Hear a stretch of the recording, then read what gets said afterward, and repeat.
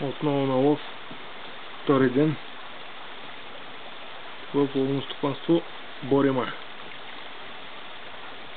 Правя клип, Севги. Ето го и нашия агент Севгин. Отива да захранва, да видим какво ще се получи. Вчерашния лов, 2 срандъка и много хубаво прасенце, което много надържа в шах. Обаче го преспахме за винаги с един много сериозен изстрел и сериозен куршум. Бара с 11,7 грама на целия ребелот. Беше му влязал, прасето стоеше косо срещу мене, почти фронтално, и го прострелях тука.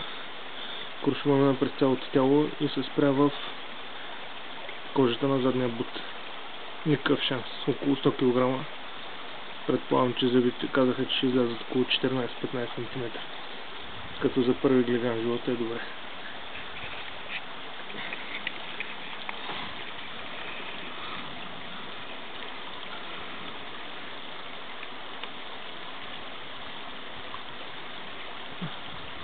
Ето го и Севгин. Голям пичага. Много прилича на чичката. Подхранени и сега сме готови за престъпление.